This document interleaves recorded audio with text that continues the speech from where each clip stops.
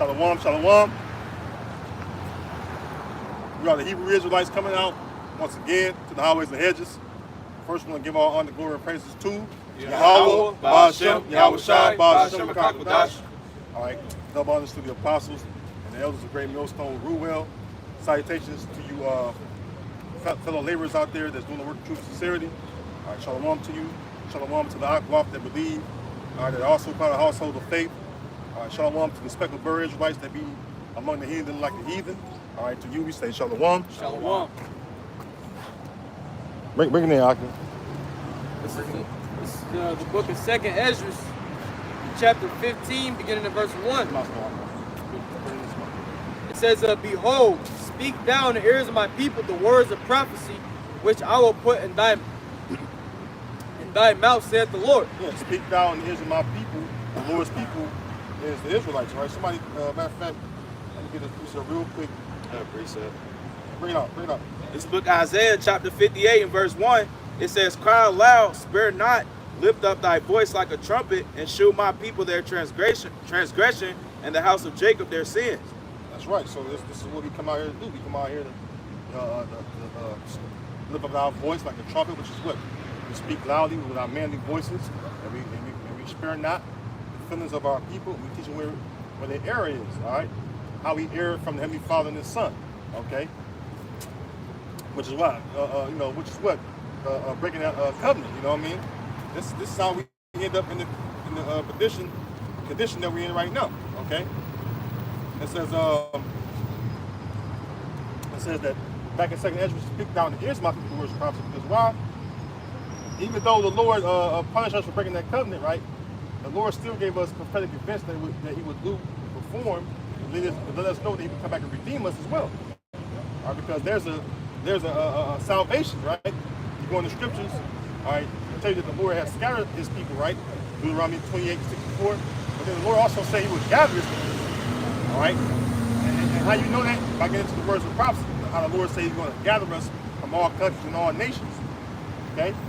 But you have to learn, all right, the words of prophecy, which prophecy goes into many things, okay? You got a prophecy of the famine, prophecy of the pestilence, all right, prophecy of race wars, all right, civil society breakdown, all right, wars, rumors of wars, earthquakes in different places, all right, upwards of the people, right? There are several prophetic events that's going on that's leading up to the second coming of our Lord, all right? Go ahead. Back in 2nd Ezra 15:1. Back in 2nd Ezra chapter 15 and 1, it says, Behold, speak thou in the ears of my people the words of prophecy, which I will put in thy mouth, saith the Lord, and cause them to be written in paper, for they are faithful and true. Yeah, the paper is talking about the Bible. Okay?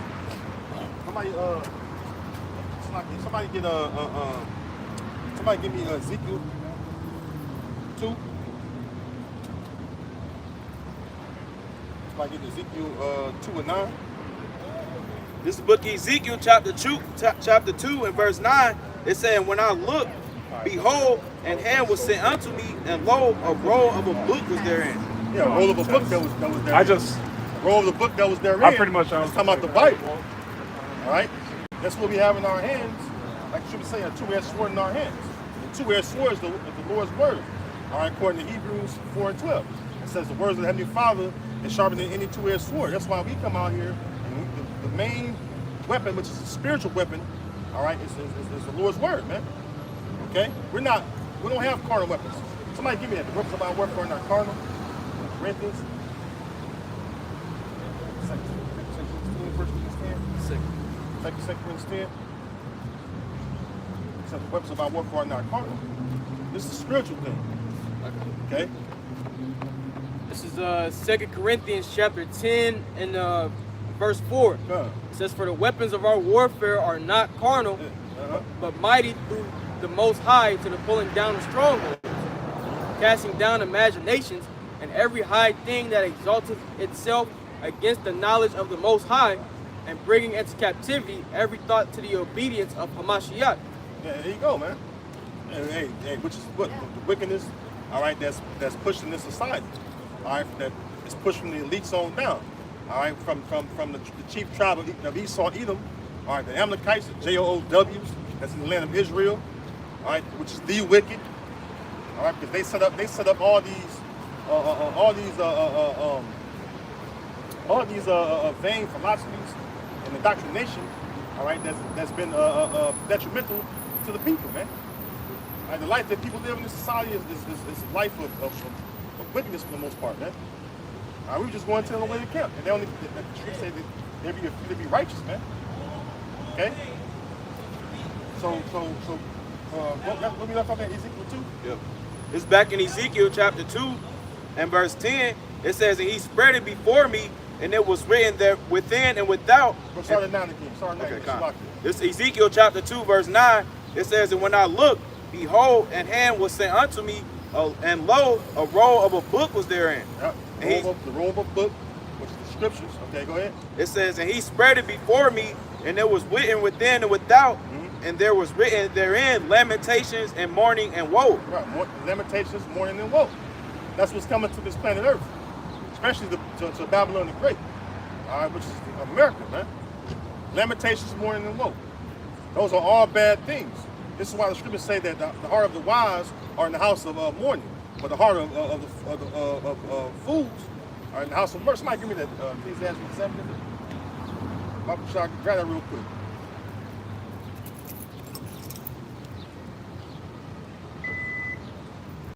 All right. And the scriptures say in Ezekiel 21 that hey, a sword is sharper. So shall we then make mirth? We see that Heavenly Father is getting ready to bring forth judgment.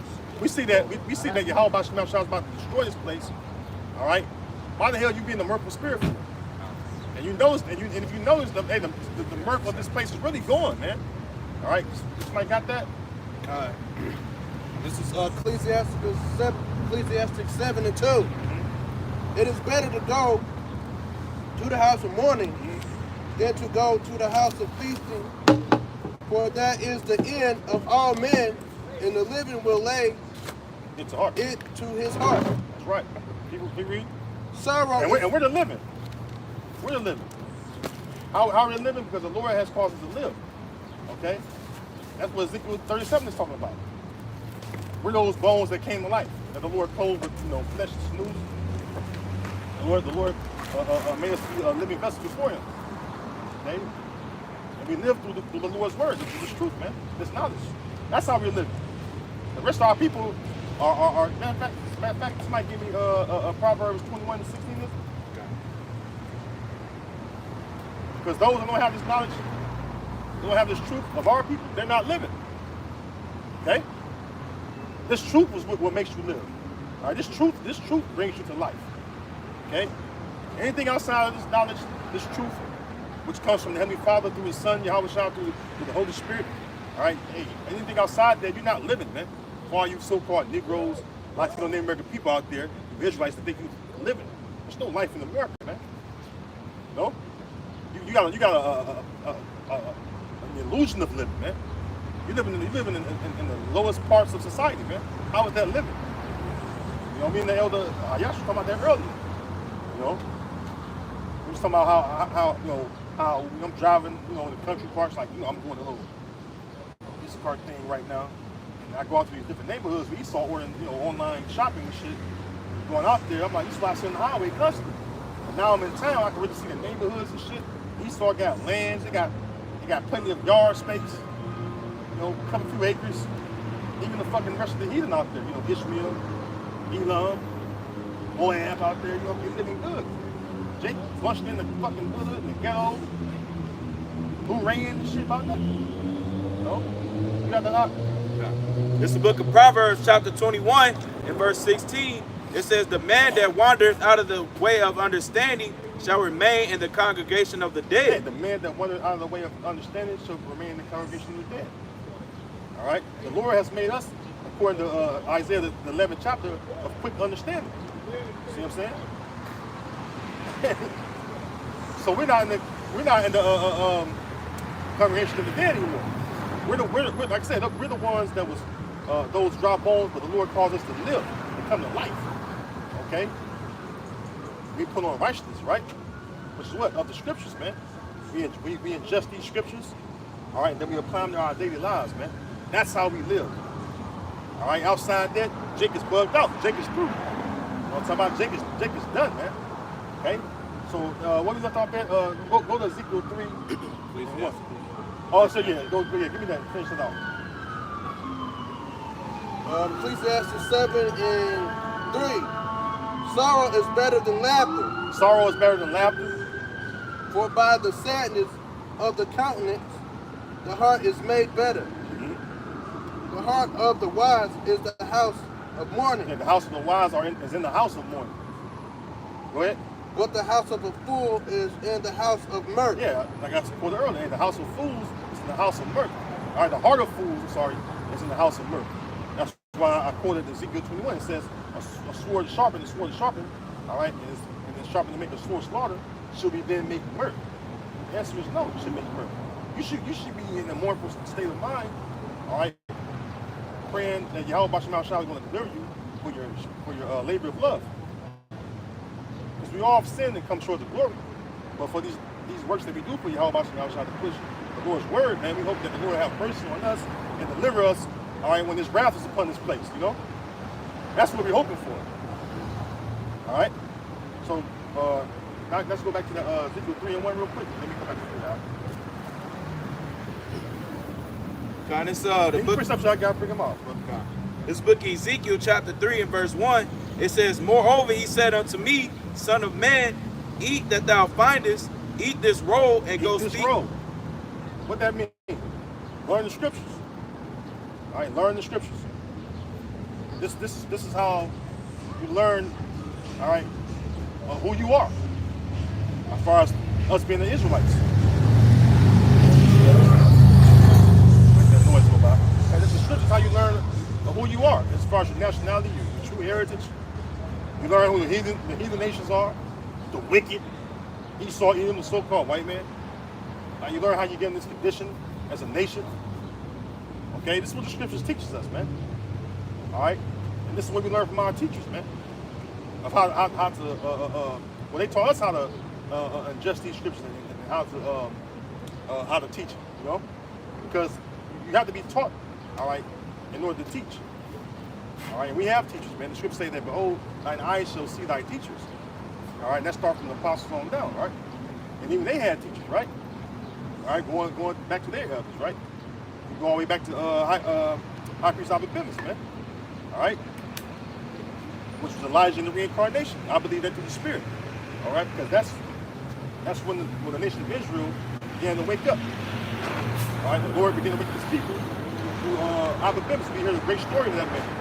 I was with the commanding people and all that, right? And then look what happened. You know, we know about the story of One West, how the truth flourished from out of there. Okay. And then look at Israel today. With all these camps that sprung out of One West.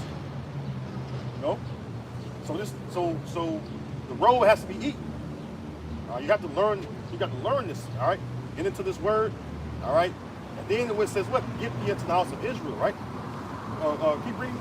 God. This back in Ezekiel chapter 3 and verse 1, it says, moreover, he said unto me, son of man, eat that thou findest, eat this roll, and go speak unto the house of Israel. It says, so I opened my mouth, and he caused me to eat that roll.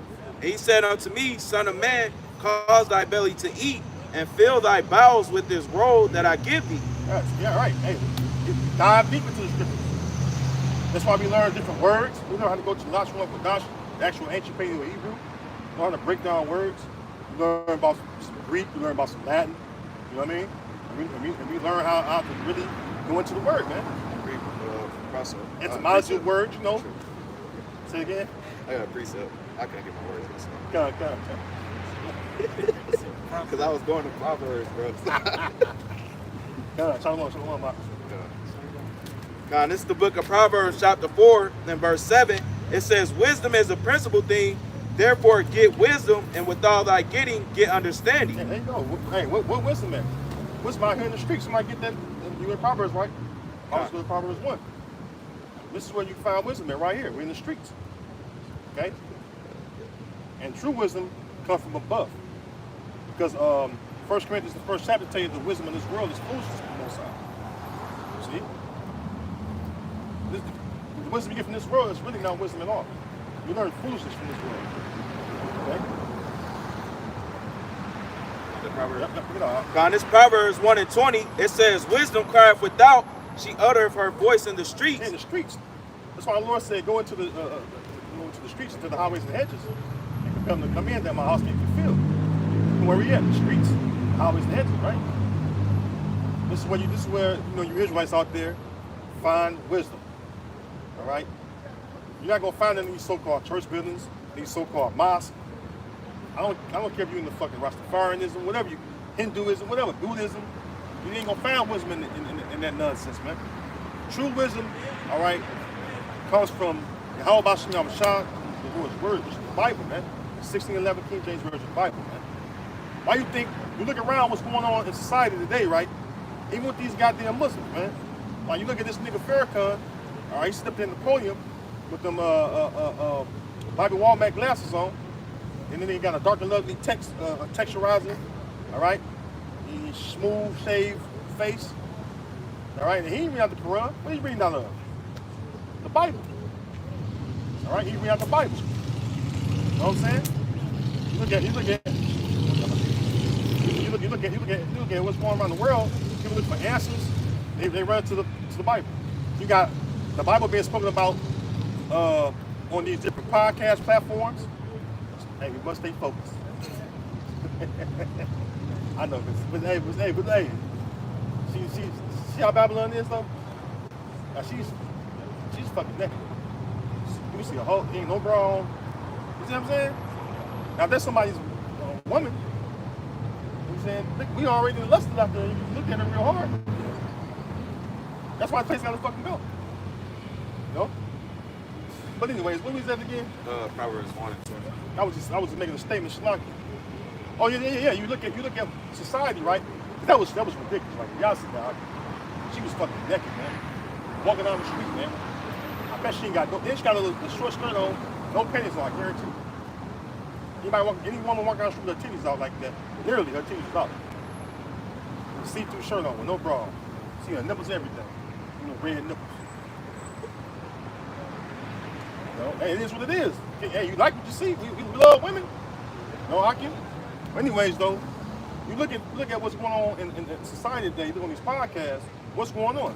Even on Fresh and Fit podcast, they bring up the scriptures.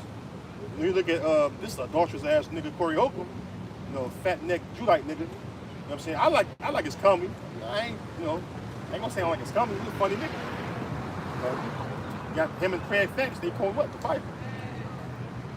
They always want to pick up, call this nigga honorable, Farrakhan and shit. But you quoting the Bible. Why not quote the Quran?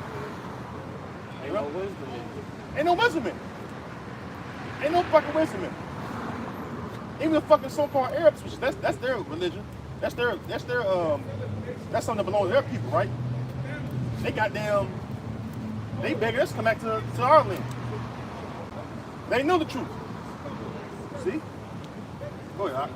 That's the scripture that's saying the creature waited for the manifestation of the sons of God. If you paraphrase it, you see, because the heathen nations, man, they understand that something is wrong with the current state of the world, and also that's due to what Esau, Edom, so-called white man, being in rulership. Because you see, with this devil rulership, peace will never be experienced in the earth, man. So, and that's scripture. Revelation 6. The scripture said power was given unto them to take peace from the earth, man. So nobody really, in the grand scheme of things, has a peace of mind as we speak. Because why? Because this devil's in rulership, man. Affording nothing but oppression. That's right. Revelation 64 real quick. Back the brother up. Revelation 64, back up. I'm one of these people. That, like you said, that's scripture. That's why, that's why, like the brother was going into, hey, peace is not a thing on this earth right now. Most people on the earth right now are in uproars, You look at the people around the earth, different countries, different lands, most people are in uproar, they're in mourning. But that's scripture, Proverbs 29:2. All right, yeah, I had that. Yeah, bring out Revelation 64, then we got that. All right, you got it? Yeah, I get it. Revelation chapter 6, starting at verse 4. And read loud too. So traffic out here. And there went out another horse that was red, and power was given unto him. Which ultimately, a horse is representative of power. Now, that red horse that's speaking of is Esau, Edom, and so-called white man. Because when you go back to the story of Jacob and Esau, when they were born, what did it say concerning Esau? That the first came out red all over, like a hairy garment, and his name was Esau. So ultimately, Esau, he's in a position of power right now as we speak. Real quick, right? That's the old I've seen serves upon horses. Ecclesiastes. Yeah. Hold that. Hold that. When your brothers grab that.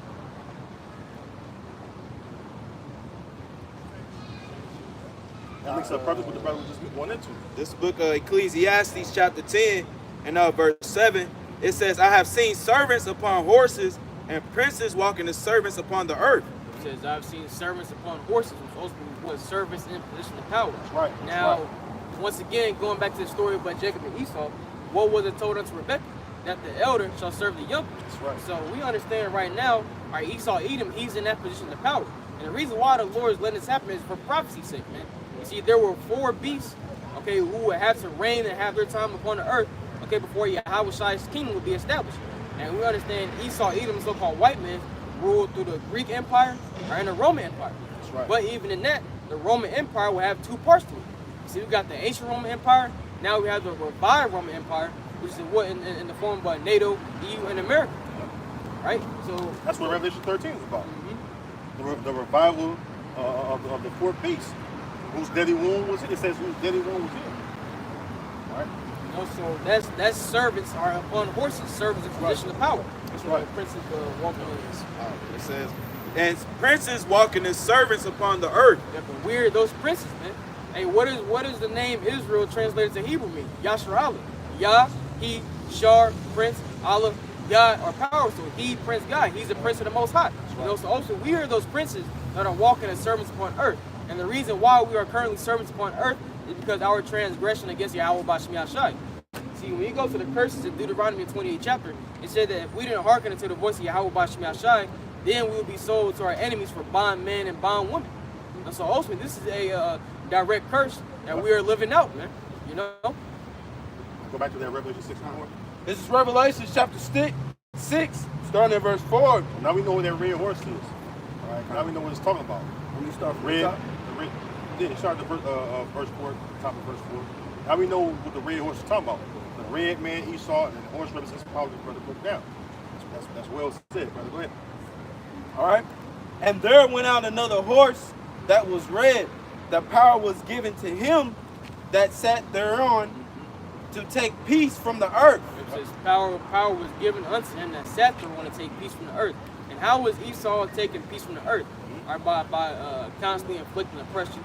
Because when Esau is doing these things, okay, his main goal is to oppress the nation of Israel. But as long as we're oppressed, okay, he doesn't matter who else is in the way. See, as long if Elam or somebody's in the way, man, if Ham is in the way, right? If Ishmael is in the way, if he hits them, as long as he gets to us, man, it don't matter, because his goal is to oppress us, man. That's right. You know. You want to read that again? Stop from the top. No, that second point. Okay. All right. And that they should kill one another. Above that a little bit. To start it was to him that sat thereon. To him that sat thereon to take peace from the earth. No, but he's taking peace from the earth, what, through his laws, like Isaiah 10 says, woe unto them that what? This is the book of Isaiah chapter 10 and verse 1. It says, woe unto them that decree unrighteous decrees. It says, woe unto them that decree unrighteous decrees. And those unrighteous decrees are set up, all right, to keep Jake in the pit that they're in. Go ahead. It says, in right grievousness which they have prescribed. And right grievousness which they have prescribed, which ultimately prescribed means what to write before. Before, right scribe. So the legislation that's going forth has already been planned out, man. You know, because you see, Esau, he's doing things behind the scenes. Precept. See, when all these various different distractions and things are taking place, what is Esau doing? He's forwarding his wickedness via his legislation. right? And we know peace is ultimately going to be taken from the earth when he come down with great wrath, man. It's on Revelation 12 and 12. Bring it up. All right, this is Revelation chapter 13, starting at verse 9. 11. 11. And I beheld another beast coming up out of the earth, and he had 2 horns like a lamb. Yeah, that's going into like the brothers went into through his laws and legislation, right? The 2 horns represents 2 horns like a lamb represents the 2 political system parties. All right, the Republicans and Democrats. Okay, read it again. All right, starting from the top, Revelations 13 and 11. And I beheld another beast coming out of the earth, and he had 2 horns like a lamb. And he spake as a dragon. Now you look up the word dragon, it goes back to Draconian or Draco. Draconian laws. That's right. Going back to the Athenian lawgiver that was issuing out harsh and grievous laws to the people.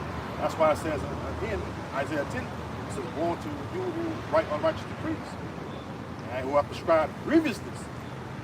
Esau's laws is grievous to the people, especially us Israelites, like we go up to, right? That's why Jake can't catch no break in this society.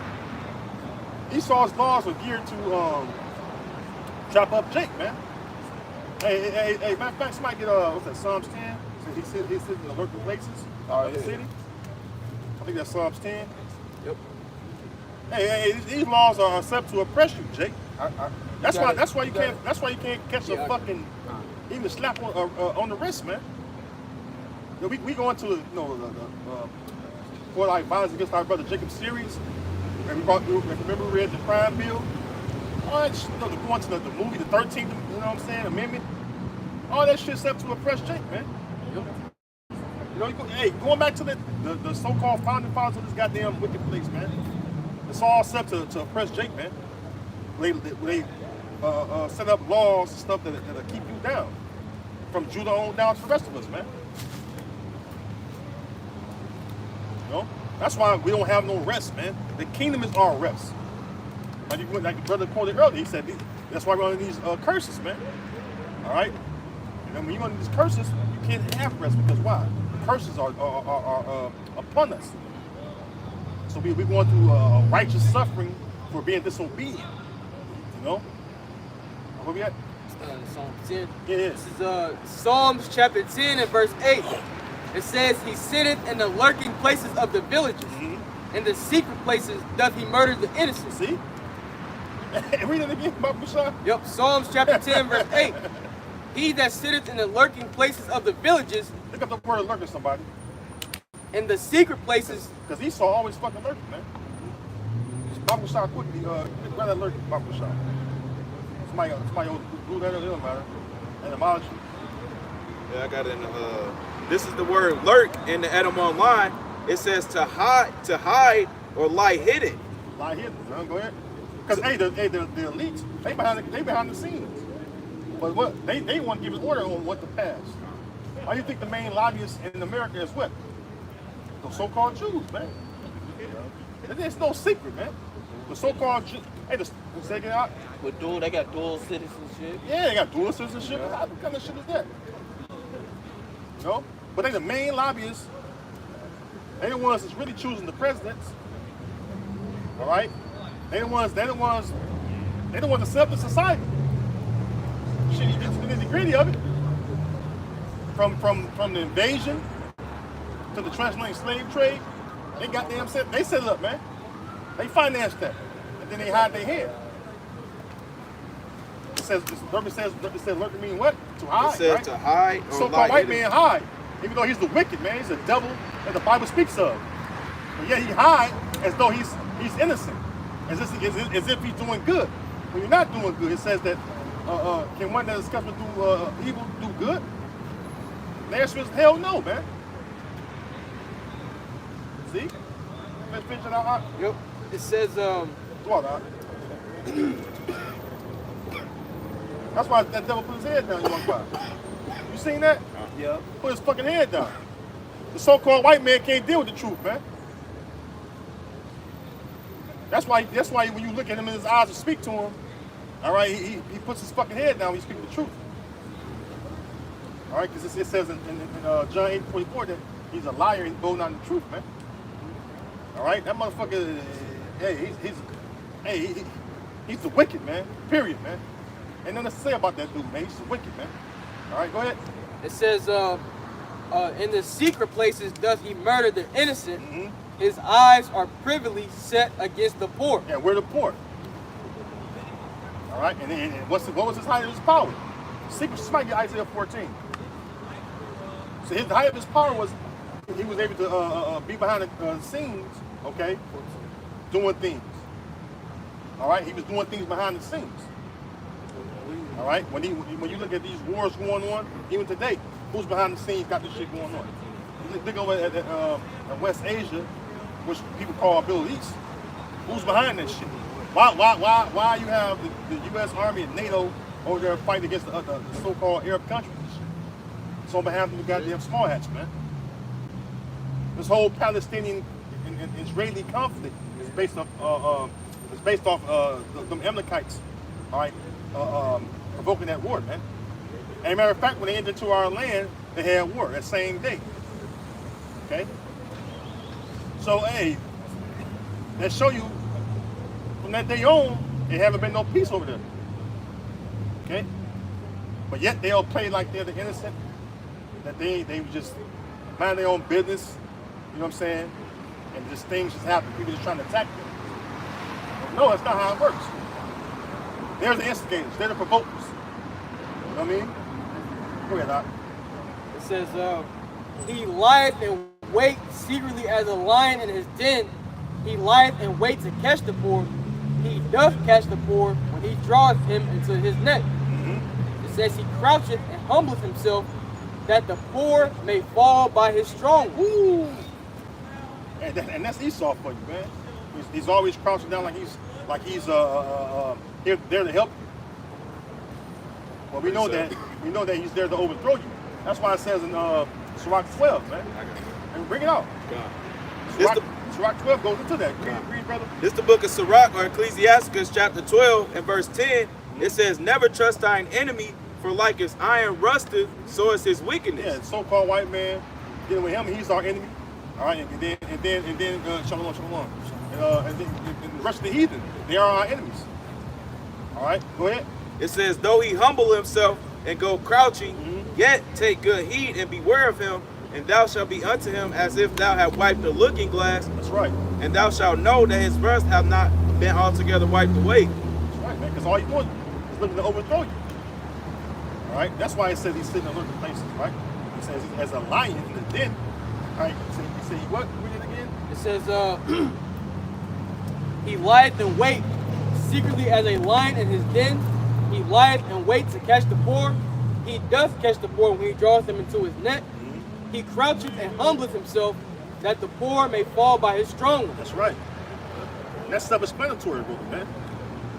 No, go ahead. I got one.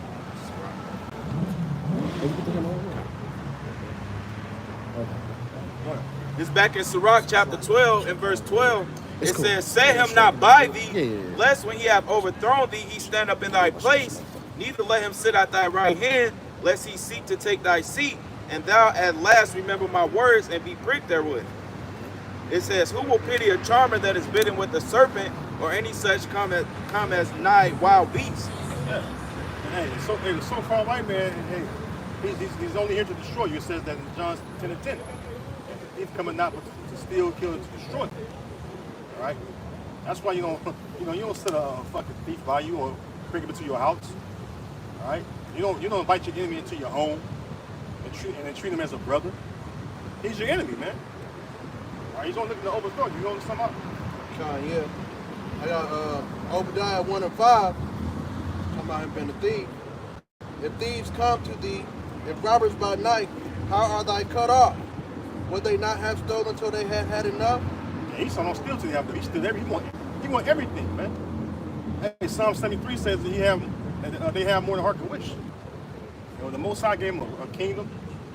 All right, he gave you dominion over all the people, including his chosen beloved people. You have the fatness of the earth, riches, resources. Right? You control the money system. You control the world's wealth, period, man. He owned America, man. All right? He owned, you own the people. You know, he got papers on us. And yet he wants more. He want to make us perpetual slaves, man. And this is why he want everyone to be to become technology, man. By mating the human body, all right, with the RFID device, man, which is the micro seal. Transhumanism. That's right, brother. What's that? The fourth industrial complex. All right. Technology and humanity, linking them together. Go ahead. If the grape gatherers came to thee, would they not leave some grapes? Because even when you go to law, all right, it speaks about how you tend to your vineyard, you release some green grapes or whatever, corn, whatever, for the poor, right? Esau don't even do that. He don't want to leave you a nugget, man. This is why people are in great mourning right now. All right, because really, when you think about it, he robbed all the people really of everything, for the most part. So no one has a stable living. All right. Oh yeah, you got something? I think the brother called something. All right, go. This is Habakkuk chapter 2, beginning in verse 4.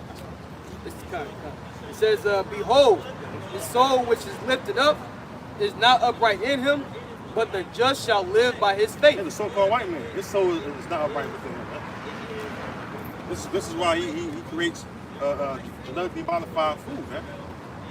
This is why he puts things in the air that weaken your immune system, man. This is why you have lead in your water. All right? Your food, that arsenic in it. Everything this man does is to destroy us, man. And that's why we need the Heavenly Father to redeem us. Hallelujah! That's why the Lord got to redeem us from this devil, man. Oh, that nigga, that's a grown adult. I'm trying to figure out how old he is and shit. Hey, man, hey, it's spirit, bro. He didn't scoff, he a young boy, too. He said, hey, he don't know the Lashon Kodash, but if he knew what it means, you know what I'm saying? Hallelujah ain't a bad word. We know how to say it properly. In Lashon Kodash, so hey, it's spirit. Go ahead. Verse 5. It says, it was kind of funny, man, but say it's spirit, bro. That's he's Jake, man. They saying he want to scoff and he might have been. No, he just wants to be going out of He ain't saying nothing wrong. Habakkuk 2. How you say hallelujah in Lashon Kodash?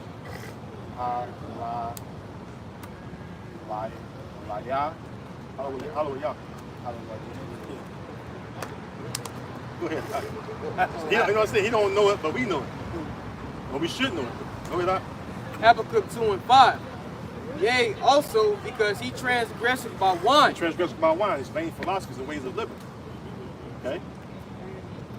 We spoke about it on the way to camp. Through what he called democracy. He's all in the land of Ham trying to push his Moism.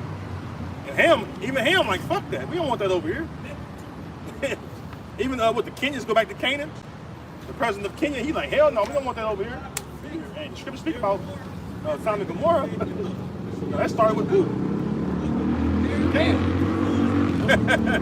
So even Canaan, like, there's no wisdom out of here. Shit even goes back further than that when the actual Ham, seeing the nakedness of his father. Yeah, that's it. Yeah, done. It says, he is a proud man, neither keepeth at home, who enlarges his desire as hell, and is as death, and cannot be satisfied. He cannot be satisfied. All right, the Lord gave you everything you saw. The Lord let you live your kingdom out, man, to the height of his power, man. Now you reach your height, now the Lord is bringing you down. Okay? Like it says in Obadiah. Then shall he bring you down, man. All right, go ahead. It says, but gathereth unto him all nations, and heapeth unto him all people. Yeah, all people, all the nations over here in America. That's why America is known as a melting pot. You have a representation of all the nations over here all 18 nations over in Babylon. Yep. You know? That's the way he put to himself all people, man. You have Israel over here, Elam, Moab, Ammon, you know, Japheth. All right, of course, us Israelites over here. Okay, Ham over here, different nation of Ham. So this is a melting pot. This is a gathering of all people that Esau done. He put to himself, right? It says, shall not all these take up a parable against him, and a taunting proverb against him, and say, woe to him that increases that which is not his, how long, and to him that ladeth himself with thick clay. Yeah, and which you know, really everything you got by deceit. It says that because of unrighteous dealings, all right, Sirach 10, because of unrighteous dealings, the riches got by deceit. That the kingdom is translated from one people to the next, roughly paraphrasing. So we know that you got your things, your possessions by unrighteous dealings, man. All right? And it says that they laid themselves with thick clay. Through all the things you've stolen, robbed of the people, especially us Israelites, you still are in great or heavy debt, man. Because that goes back to the Hebrew word abayat, which means heavy debts. Okay? Right? Even your leaks ain't gonna bail you out. Like America's in grave debt, man. Tens of trillions of dollars in debt, man. The reigning score of America has failed. This place is in great heavy debt, man. Clay. That's right. Go ahead. It says, shall they not rise up suddenly that shall bite thee, and awake that shall vex thee, and thou shalt be for booties unto them? Spoiled. You know? And the Lord prepared Esau for be a spoil, man. Okay? It says that Isaiah 33. Somebody grab it real quick. Isaiah 33:1. The Lord's preparing the nation of Esau, Edom, all right, to be a spoil, man. Bring it out when you got it. This is Isaiah 33:1. Woe to thee that spoilest, and thou waste not spoil. Yeah, woe to thee that spoilest, and thou was not spoiled. The word spoil, somebody look it up real quick. Spoil. Shot.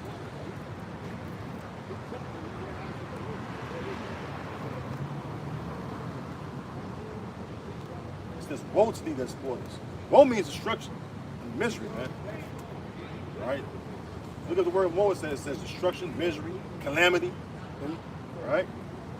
It means to devastate, to ruin, to destroy, to deal violently with. Hey, the Lord going to throw this place down by fire. Revelation 18. Thus with violence, that grace of the God fall. Roughly paraphrase. All right? So, read it again, Isaiah 33:1. Woe to thee that spoilest, and thou wasn't not spoiled. And thou was not spoiled. All right, go ahead.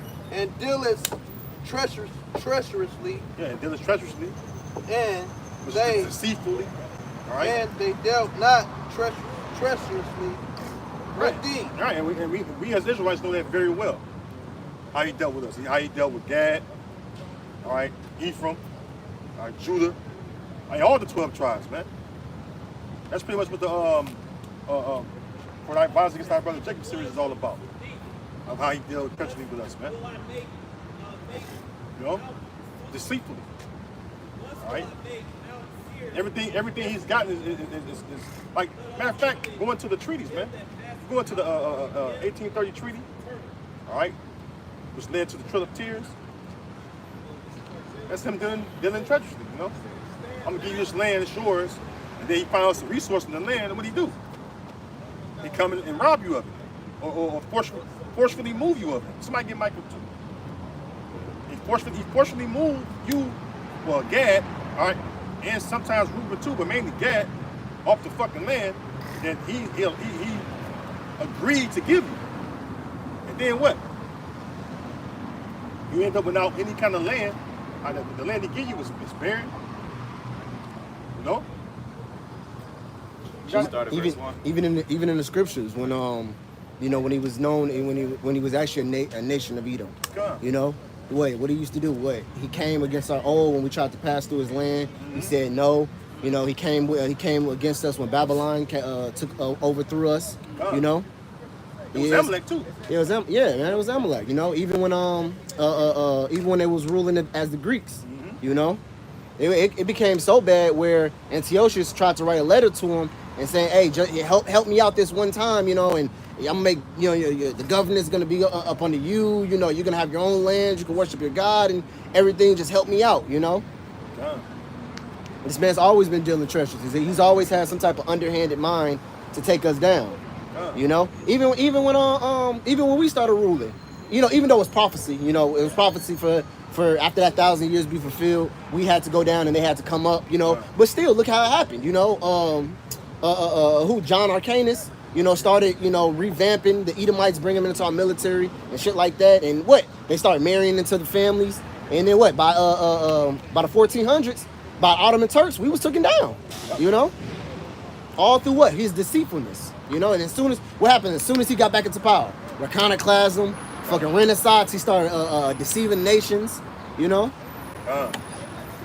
he's always but he's always for our worst. He's always for our what's the opposite of betterment? I feel like it's a word. Detriment. Yeah, that's a good word. He's always for our detriment, not for our betterment. That's right. Got it. I've been using it all day. Detriment. Yeah. So I read this bit of my. Hey, go. You got that. This is the book of Micah, chapter 2, and verse 1. It says, "Woe to them that devise iniquity and work evil upon their beds. When the morning is light, they practice it because it is in the power of their hand." Speak on it. God, so hey, this is going into the nation of Esau, man. It says, "Woe unto you that devise iniquity," man. All right, because hey, all the day long, that's what Esau does, man. Whether they doing it in secrecy or whether they doing it out in public, man, they're devising ways to destroy the nation of Israel, man. It says, "And work evil upon their beds, and when the morning is light, they practice it because it is in the power of their hand." All right, Esau is the one that's in power right now, man.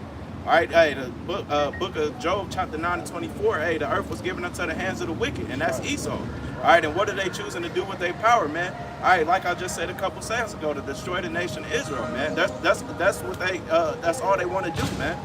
They got that perpetual hatred, all right, for the nation of Israel. All right, and verse 2, the point you wanted, it says, "And they covet fields and take them by violence, and houses and the bro was just going into it, man. Covet fields and taking by violence, man. Yeah, man, even this man even got the world thinking that racism is based off skin color. Like, no, man, it goes deeper than that, man. You don't like me because of my skin color. No, listen, you can look just like him, and he'll still hate you because you're an Israelite. It's all goes back to the spirit, right. That's why we always say well, white people can't join. Why? Because it's a skin color. Like, no, man, we can give a fuck less about the skin color, man. That just shows you how basic people are. How deep people can go. Oh, skin color. Like, come on, dog, really? It's a spiritual thing. Why do you think it's so deeply rooted? Why do you think it's a generational thing? And it's even still harder now. Oh, white people and black people don't like each other because of their skin color. No, it's because they're two opposite nations that was always going to collide. Genesis 25. They said they struggled in the womb. Read it for the help. This is Genesis chapter 25, and I'll start at verse. I was getting ready to, that's a spirit. I was getting ready to say that. It's a spirit. That's why the scriptures also say, "Judge not a man for his outward appearance." Right. You can. Well, you see some camps do that shit. They look at a dude because he look like an Edomite. Oh, you an Edomite. Fucking Zabak did that shit years ago, man. Yeah. He did that with an Jake that looked like a Moabite. Now this guy looked just like a Moabite, but his gestures, everything he was doing, screamed Jake like a motherfucker. He was talking with his hands. Yep. He said, "Man, I don't know what a part. I promise you, this is exactly how I did it." He said, "I don't know what's this a part of, man, but if I could be part of it, I promise you I would be." He did exactly like that. I'm like, bro, that's a fucking Jake, man. Just doing all the gestures, touching his heart. Man, you can see the sincereness in this dude's face, man. And Zabak said, "You're not an Edomite, and I don't give a damn." I went to, man. You remember, it's curses right there, man. He got that Jake right there got leprosy. But remember, Zaryat, Captain Zaryat, the west coast of that Jake from the west coast of the land of Ham. Mm-hmm. He was like from Ghana somewhere, or right. Nigeria or something. Right. And he told you, he's a Hamite. Yeah, no, man. These guys can't read spirits, man. You can tell the little dude was Jake. He was spiritual and everything. You can see his eyes was lit up. Jake got, not Jake, but Ham got that dead ass look. You can tell, bro, man. Go ahead, man. Yeah. Genesis chapter 25 and beginning of verse 21. It says, and Isaac entreated the Lord Yahweh for his wife. It says, because she was barren. And the Lord Yahweh was entreated of him, and Rebekah his wife conceived. And the children struggled together within her, and she said, if it be so, why am I thus? Right, man. So these kids were they were fighting. Jacob and Esau was fighting so much in her mother's womb. She thought she was gonna have a miscarriage. She said, hey, listen, if I'm supposed to be pregnant, then why am I like this? I just feel like I'm finna have these kids early. So she had to inquire the Lord. It's like, what's going on? Like, why am I having so much pain? Go ahead. It says, and she went to inquire of the Lord Yahweh, and the Lord Yahweh said unto her, 2 nations are in thy womb, and 2 manner of people shall be separated from thy bowels. Right, man. And these 2 manners of people are the embodiment of good and evil. Right. The evil was born first, and then the good, man.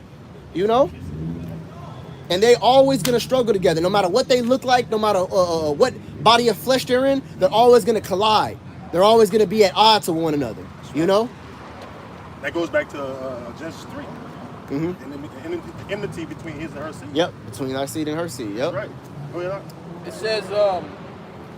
It says, and the one people shall be stronger than the other, and the elder shall serve the younger. And that's plain to see. What people is dominating the sports. Not even the sport. I even get intellectually. What people is creating these inventions. Make these to make your lives easier. To come down with the cell phone, the street lights, the car, the dishwasher. Everything that Jake used. Everything that people use to modern day, man. Shoes. Shoes, everything, man. Car, the ink pen. Jake invented everything, man. Who's reinvented style? Who's reinvented fads? It's a no-brainer, man. Jake comes with all this stuff, and the world follows after. That's why in the book of Jeremiah it says, he's the form of all things, man. That's right. Jake is the embodiment of the world. You know why? Also, it's because when the Lord was creating, when Yahweh Shah with the elect was creating the world, guess what? Jake was there. So we understand how certain things work. That's how Jake can invent certain break dances and just do. Bro, when I seen what's that breakdown with your legs going there? Bro, when I seen that, bro, I'm like, what the, huh? I can't think of the name. Bro, when I seen that blew my mind. I'm like, damn, and Jake used to do that. What was that, 50s, 80s? Well, no, I know, I'm just older than you, but I know when I was a kid, I that was my shit, man. Used to, like, bro. I could never get it down pat, but I was pretty good. But the casual Jake could do that. Like, Esau can't just come up with some shit like that. Casual Jakes was doing that, Get what is the cardboard? Yeah, the cardboard with the beatboxing and that's just like a New York thing. Yeah, man. Bro, when I seen that, it blew my mind, man. I was like, damn, Jake can just make anything fashionable and cool, man. Yeah, the movie Breaking goes into that. The movie what? The movie Breaking. Breaking? Yeah. So the movie Breaking, it was about breakdancing and shit, pop locking and all that shit. So when I was a little boy, it was about like 92-ish. That was the thing to do. We all had our own dance, but that was like a New York style. Right. So it's kind of hard to catch on a little bit at first, but you caught on to it. Jake was doing it. I seen, the legs. I'm like, God damn. You had a country backwoods niggas breakdancing. But yeah, man, hey, it's evident to see which people were stronger than them. Matter of fact, even in slavery, Esau couldn't even hawk Jake down. They have to get another Jake to say, hey, go get that boy. And Jake had to go, catch another Jake. Should they even show you in 12 Years a Slave? What after Solomon Northup, he got fed up, he took the whip and start beating dude ass. So shit, it just shows you that listen, we could. If the Lord didn't bring us down to that level, we obviously could take him down, But the Lord had to what? Dumb us down, man. The Lord had to bring us low. The Lord had to make us actually subjecting him to this guy, man. Right. But if the Lord wasn't on Esau's side, man, bro, go ahead, man. It says the scripture said that. Yeah. There should be no might in thy hand. Yep, no might in your hand. Yeah. And it says in the book of Lamentations, the Lord was like an enemy unto us. So the Lord made sure that Jake didn't wasn't confident in doing it. Because Jake can Jake have the capability of doing it, but the Lord can destroy your confidence where you'll never act on it. That's why, and also in the book of Genesis, the 49th chapter, it said he is an old lion who shall roust him up. Go ahead. It says Genesis 25 and 24. It says when her days to be delivered were fulfilled, behold, there were twins in her womb. And the first came out red all over like an hairy garment, and they called his name Esau. Yep. And after that came his brother out, and his hand took hold on Esau's heel, and his name was called Jacob. That's really cool right there, bro. Y'all can go back with the elder was getting into. And second Ezra 6. Let's go to second Ezra 6.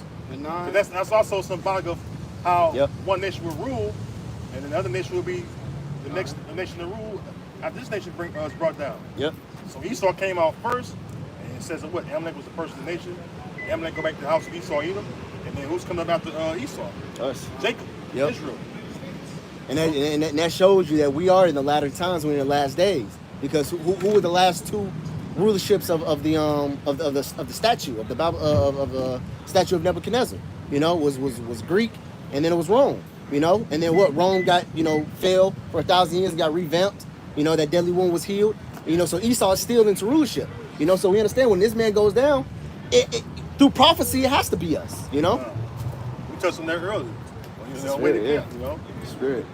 All right, this is Really, to be honest, we all in unison because I was listening to all three of us. Oh, yeah. Like I listened to them for like 10, 15 minutes. Yeah. Listen to us 10, 15, and we all saying the really same exact Oh, thing. yeah. You know, they actually brought up the Milton pie. That's when you said it. I'm like, damn, bro, I'm wooed. I'm man, hella wooed. Spirit.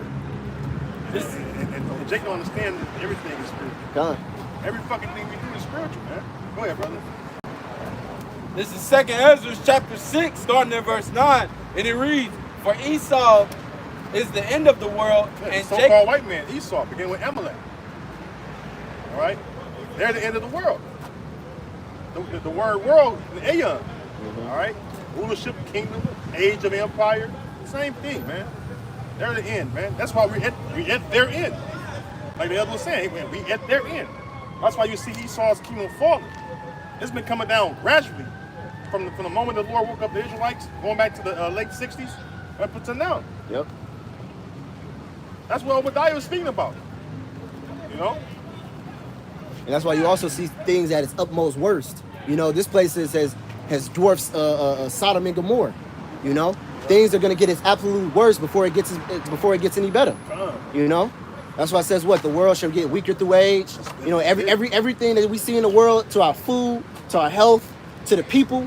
You know, even us, even our natural people. You know, the average man is 5'7", average woman is 5'2". That's even a sickly number. You know, because back in the ancient world, you know, Jacob was probably an average of probably 6 foot. Probably the average man was probably anywhere between 7 and 6 feet.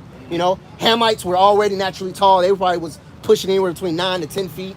You know, so if any man was an Israelite back in the day, he would be like Wilt Chamberlain almost. You know, he would look at everybody else like, yeah, these are sickly people. You know, look how small they are. You know. So before that refreshing, before that renewing come, Esau has to be put down. You know. Go ahead. And also, Slocky, I know I'm doing a lot of talking. Also, the scripture says what? So is the king, so is the people. So this world is what? So weak, so minute and feeble, because what? It has a weak and minute, feeble king up over it. You know. So what? When Yahweh Bashim Yashah, the peaceable one, comes back to rule, guess what? The earth is going to be revamped. You know, it's going to grow in size. Everything. We're going to get new. We're going to get new bodies. You know, the world. We actually going to get new fresh air, fresh food, fresh water. You know, because why? Because what? The new king of peace is going to be ruling, man. So you think he's going to be ruling in a weak, feeble world? No. He gonna make this world. He gonna make the planet Earth a paradise again.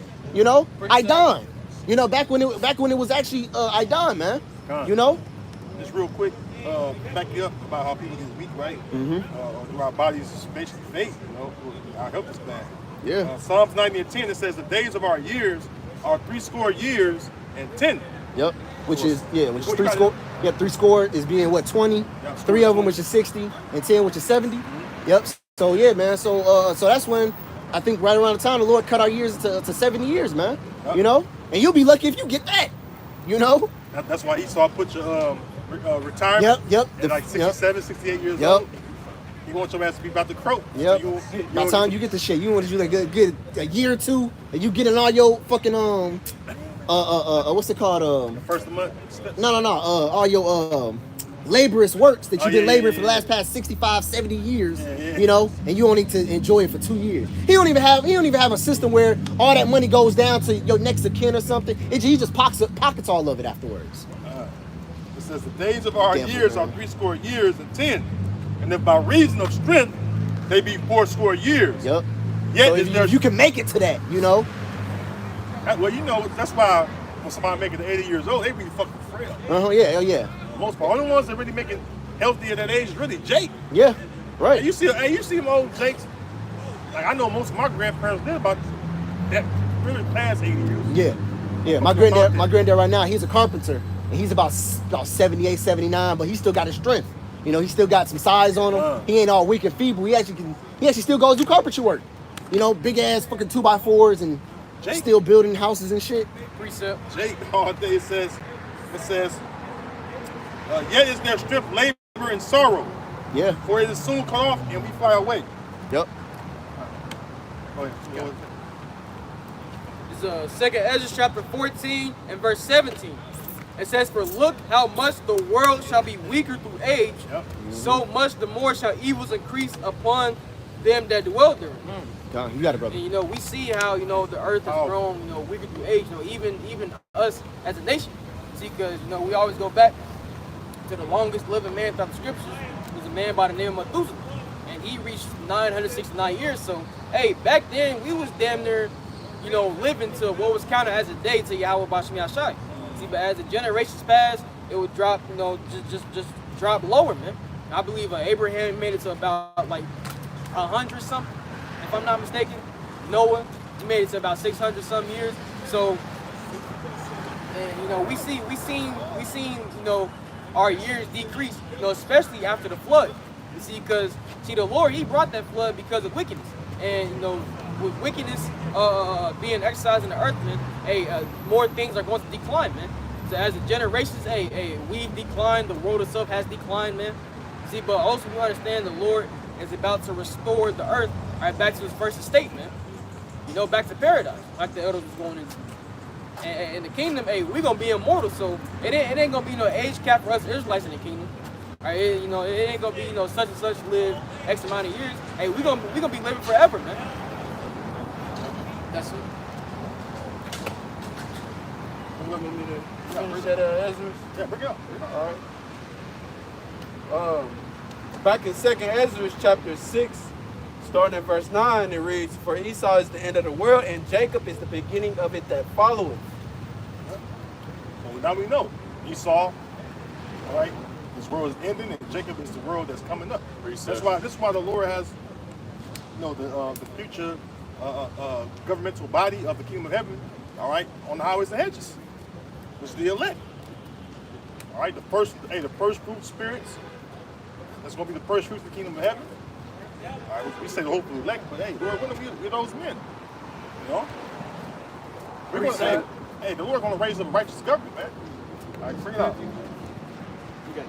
God, this book of Sirach, chapter 10 and verse 8, it say, "Because of unrighteous dealings, injuries, and riches got by deceit, the kingdom is translated from one people to another." Yeah, so we explain that, you know, how the kingdom was translated, all right, to another, you know.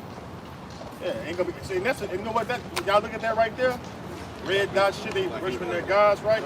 See that? See, we gotta get Elam, all right, time by their curly ass, stringy hair, and beat that idol shit about them. They gonna serve the living power in the kingdom, man. You know, they gonna smack that red dot off their forehead. They gonna be looking all silly like, "Oh my," and we gonna be like, "Yeah, nigga, you know what time it is." All right? Yeah, you gotta beat the heathen into submission, man. We gotta break down their groves and their idols.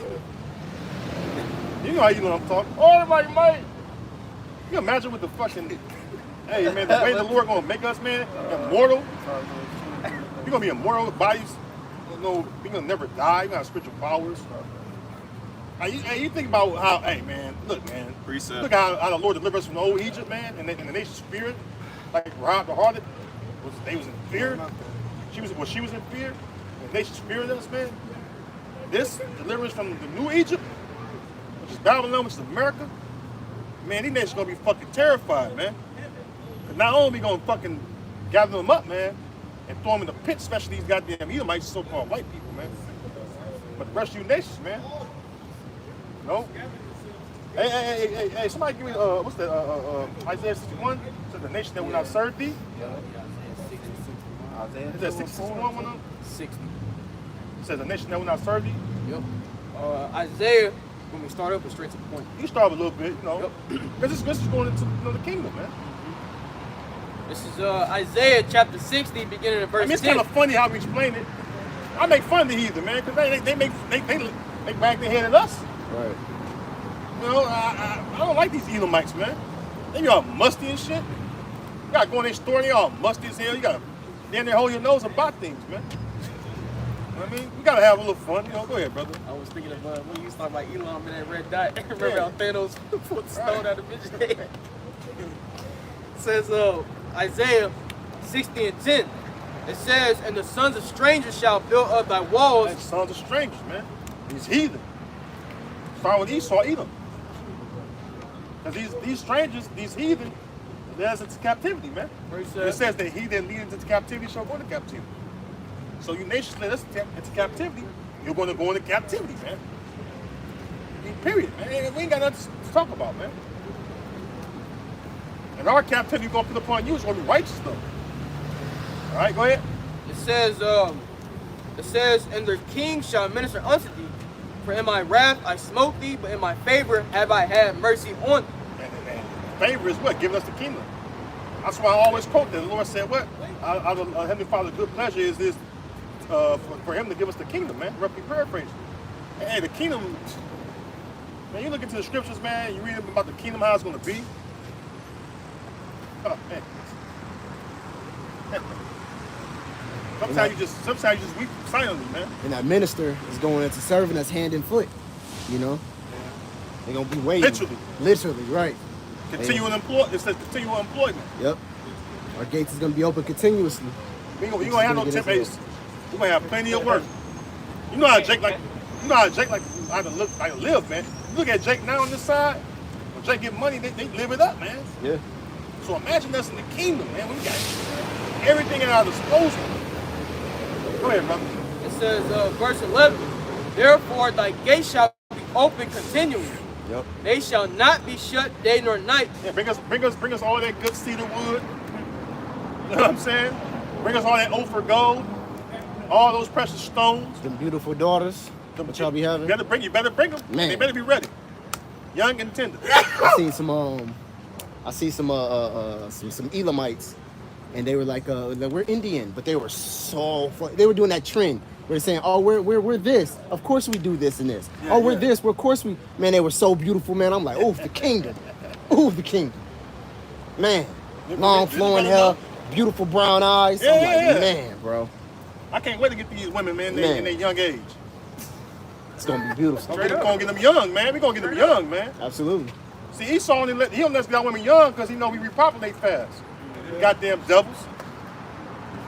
Gotta get our women when they whores and shit. Hey, Ben fuck. We gonna get them young. Niggas. That's right. Old ass, through ass woman. That's off like a motherfucker, man. Hey, we getting through ass women, man. We can garbage and sort through it and trying to salvage what we can. Hey man, that's fucking bugged out, man. I hate that shit in my spirit. We get it overly ripe, already eating half apples and fruits. You know? Because y'all think when you pick certain vegetables and fruits, they have a ripening season. That's which means what? That's exactly the point of time that you're supposed to be eating them. You know? But then if they get so overly ripened, what? They pluck from the tree and they fall to the ground. You know, and then that's when they start decomposing and going back into the soil. But these women, what are they ripening season? When is the time that they're supposed to, you know, be eaten? You know, so metaphorically speaking, is when what? When that flower starts to happen. When they starts protruding breast, protruding thighs, hips, and booty. You know, matter of fact, if you look up the word if you look, what's it called?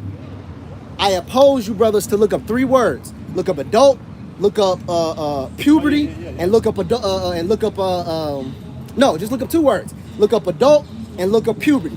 If you look up puberty literally means, I think they changed it in etymology. It literally means the offset of adulthood fully grown and fully grown, and there's another word for it. I forgot exactly what it is. But basically, puberty is literally at your peak. You know, that's when you're ripe. You're ready to be plucked. You're ready to be eaten. You're ready to. That's why what little boys get deep voice. They get zits. They sperm starts to work. You know, they balls drop. You know, I mean, we all men up here. We all witnessed it. We all went through puberty. You know, women. Yeah, you know, women. What happened to them? They start developing breasts. They start developing hips. You know, their menstrual cycle starts. You know, they get fast. They get hot. You know, that's why teen pregnancy is all shit. I was fucking when I was like, 15, 14. That's right. You know? That's right. And it's not something to be ashamed, you know, something you look down on, you know? No, man, that's exactly how it's supposed to be, man. You know? That's why women get hot at that age. You know, they go out and seek something. You know, that's why the scriptures calls them thirsty traveler. You know? She's like a lodge in the garden of cucumbers. Because she's hot. She's ready to get plowed, man. And Esau know that. And Esau knows that, right? You know, Jake about 13, 14 years old. 13, 14 years old, you know, Jake be getting that wee wet. Yeah, man. You know? Jake get that wee wet. That's why junior high and high school be fun. Yeah. You start getting some box. You start getting box, man. And then you be like, shit, I want to get my own crib. Exactly.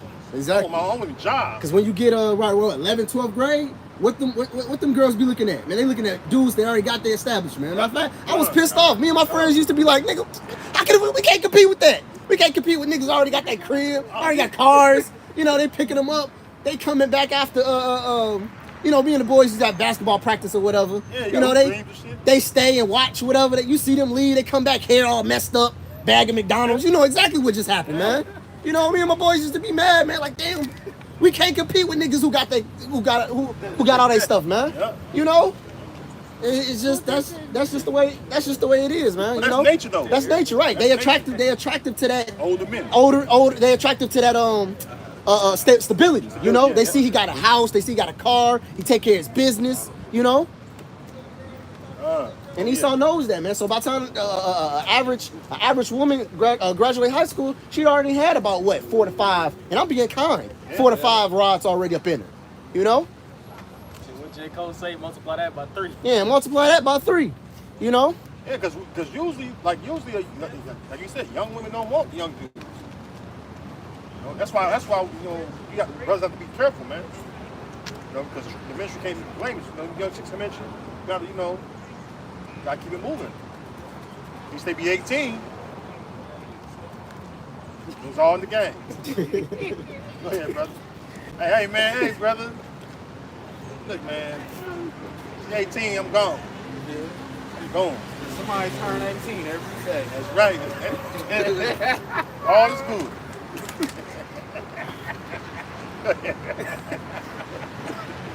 It's Isaiah the 60th chapter and verse 11. It says, therefore thy gates shall be open continually. They shall not be shut day nor night, that men may bring unto thee the forces of the Gentiles, and that the kings may be brought. Yep, so they're going to be bringing us everything, every goodly things, you know? And that's everything, all the type of recipes you got, you know, the good gold, silver, the marble, the onyx, the obsidian, you know? Huh? Ointments. The ointment, yep, the ointments, yep. You know, you might have a rare flower, a rare herb that grows in your yard. Lord, your child would love this. Let's bring it unto him. You know? And guess what also, which I think that scripture is going to get into, that's how you're going to get your blessings. That's how that's how your land's going, you know, that's how the Lord's going to literally bless you nations.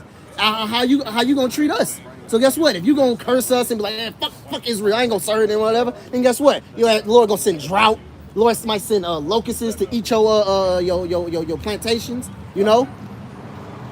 Your family might die, you know, the Lord might gonna send all type of hell and curses upon you, you know? Where you gonna be like, I need blessings, let me go serve the Israelites, you know? Go ahead, bro. Verse 12, for the nation that's the point. Yeah, that's the point I wanted. I want for the nation and kingdom that will not serve thee shall perish. Yea, those nations shall utterly be wasted. Yeah, man, it'll be utterly wasted, man. So, you know, let's say some a group of Moabites. Fuck Haradon. You ain't gonna serve Lord Haradon. He ain't nobody. That musty nigger, you know? And guess what? Haradon, he gonna hear him. Okay. You know, the Lord gonna smite him. Shit, the elder might go there and smite him, you know? And then guess what? Backhand. Yeah, backhand. And then guess what? They gonna come. Oh, we're sorry. Oh, you know, or whatever. You know, we're sorry. Right. Me love you long time. You know, me have daughter for you. You know. Oh, I think that's Let me get this. And then you know, so if they choose not to serve up under, if they choose to just do their own thing, then guess what? The Lord's not gonna give them blessings, and they're gonna get nothing but curses, man. You know. I'll bring it up. Bring it up. All right. This is Isaiah chapter 2. I'm going to start at verse 3. It says, and many people shall go and say, come ye, and let us go up to the mountain of the Lord, to the house of Yahweh of Jacob. Yep. And, which is Israel, the nation. Go ahead. And he will teach us his ways. Yep. The laws, commandments, statutes, and judgments. Yep. Because we gonna already know them. We're gonna put it into our inward parts. Yeah. So we gonna be perfected. But It says what the priests of the Most High. Yeah. Kingdom of priests. Yeah. It says the priest's lips shall always keep knowledge. And that's when Deuteronomy, the 4th chapter, is really going to come into fruition. It says, "What nation is this that's wise and understanding, that's wise unto thee?" You know. I got a precept on that too. Go ahead. Okay. And will walk in his path, for out of Zion shall go forth the law and the word of the Lord. See, right? Like we went into earlier in the camp. How the law is slack in this world, but the law of the Most High gonna be in effect. That's why I say we're gonna get the women young. All right? We ain't gonna have women dressed scantily clad. She all right? No, y'all good. Don't be sorry, later. Right? We gonna have women like this. We're gonna be dressed in models of apparel, man. We ain't gonna have to walk around and be vexed like that. Fuck that, man. It's gonna be order, man. All right? The law has complete order in it. And we gotta teach the heathen order, but they out of order, man. Yep. You know? Go ahead, Art. For out of Zion shall go forth the law and the word of the Lord from Jerusalem. Mm-hmm. Jerusalem. Hey, Jerusalem is a people before it's a place, man. So the people of Jerusalem is gonna make sure the law is being enforced, man. We're gonna be the police of the world. Yep. You know? This is the point right here. We're gonna enforce our law, which is the law of the Most High, on you Purely people, for the man. amount of All of them. All of them. dress. All right, your woman will have to be put away when she's in the ministry. Yep. All right, you gonna have no rebellious kids, being degenerates, No adulteress. no adulterers. Men gonna walk around with beards on no their adultery face. going on. Yeah, you gonna have no men walk around looking like fucking, you know. John Cena. That's the first person I thought of. Yeah. Smooth cut shave. Yo, Farrakhan gonna have a beard in the kingdom. Yep. That nigga gonna have access to a razor. He gonna be loving his beard. Man, brother, I was going off, brother. Hey, everybody gonna be in the right mind, you know what I mean? Yep. I'm having a little fun, you know. Yeah. But you know, there's some niggas, they be having a fucking mo-ass face, man. Like, you know, you see like a pedophile or a I was CSC just about to offender. say that. Yeah. They got that smooth. You know, when I was a kid, they said never trust a man with a smooth face. You remember that, Elder? I've never heard that. Never trust a man with a smooth face. I remember. Look at you like, you smooth face fucker. You know, you a grown ass man. You can see the hair Bumps. follicles. Yeah. You shave them off, face all slick with baby oil. Go ahead, brother. It's crazy because when I was younger, they used to have cartoons. They used to like promote beards, you know. One cartoon I'm thinking of is Dexter's Laboratory. You know, Dexter's Laboratory. It had one episode, you know, where Dexter wanted a beard, so he was a mad scientist or whatever. So he had to make a potion where he grew a beard, and the guy with the beard was a Jake, and then, you know, women was all over, so he was so rugged, you know. So it's crazy. Like Popeye. Huh? Like Popeye and we have Bluto. Bluto was a big, strong, masculine man. Yeah, with a beard on his face. Yeah. Popeye was old fucking weakling. Smooth. Yeah. You know. Go ahead, bro. Who's brother. reading? Sorry. Yep. Back in Isaiah chapter 2, points in verse 4, and he shall judge among the nations and shall rebuke many people. That's what we're speaking about. Rebuking them what? Rebuking their idols. Yep. All right. Their way of life, which is off. You know, eating fucking squid, octopus. You know, all kind of shit they do, man. The whole, like in this society, we have a fucking restaurants where it's all unlawful food, man. Smorgasbords, yeah. You know? She got a dish, gumbo. Yeah. When I found out, I thought gumbo was just soup. I found what gumbo was. I'm like, the fuck, that's every fucking thing. They say, oh, you put sausage, you put shrimp, you put oxtails, you put what? Crab, lobster. I'm like, that's every fucking, that's what the fuck. That shit don't even sound appetizing. Yeah, like you make it how you want to make it, but most people make it that way. Oh, you can make it? Oh, I thought that's how you made it. I thought that was a dish. Oh shit, okay. I didn't. Yeah, you make a gumbo how you want, but most people. No, you're right, Elder. Most people put that shit in there. Really? It's Okay. Really it's like a seafood boil how they make it. Really? Okay. Sometimes. I thought when I first heard about it, I looked it up and they said shrimp, sausage, beef chunks, deep steak it's a Levite chunks. thing, really. Huh? It's really a Levite thing. Oh, okay. Come. That shit come from Louisiana. So you can put lawful shit in it then. Yeah. Okay. Cool. Okay. They put it on top of rice. They put on top of rice. Okay. All right. So I'm thinking gumbo was just all that, like that shit, like chowder. I thought chowder was like. No, I stayed away from chowder for years because I thought chowder was always clam chowder. Yeah. But, chowder could be any type of soup. So when I found that out, I'm like, oh shit, okay, cool. I thought all chowder was just clam chowder. So. Yeah, I thought that too. Shit, that's a Levite thing. Got me feeling Well, that's the Louisiana and New Orleans things mainly Levite. Yeah. You know what I'm saying? Because they're mostly by the islands. I ain't gonna lie. I did. Because I know, because like my mama's, I think my mama's a Levite, but I know how to make gumbo. Like I was bugged out in the world because sometimes I made it unlawful. Because my ex-wife, she liked that shrimp shit. I didn't like the shit because if you put that in the pot, it fucked the whole flavor up. I ain't like seafood and shit. But because Jake being all, man, you wanted it, sucking and shit. Y'all still sucking. Hey, Jake B, hey man, I want to, but hey, that's, you do shit you want to like, that's all. Go ahead, brother. All right.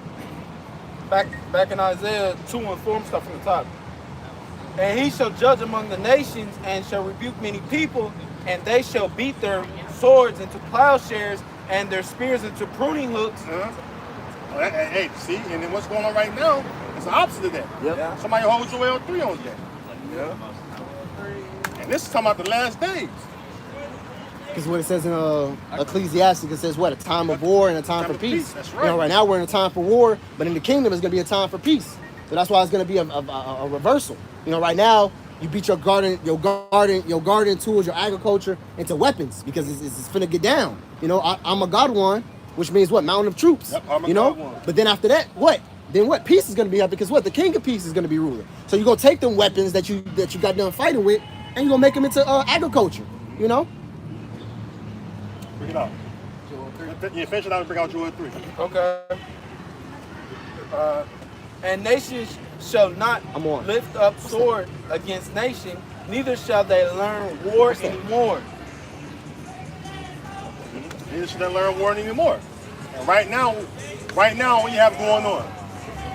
You got war going on all over the earth, man. Yep. All right, you got Especially war. in the Middle East. You got the Ukrainian conflict. Yep. The Palestinian-Israeli conflict. Gaza. All right. Say it again. The Gaza. Yeah. Like the other said, Gaza. The Israeli and Palestinian conflict. Yep. You have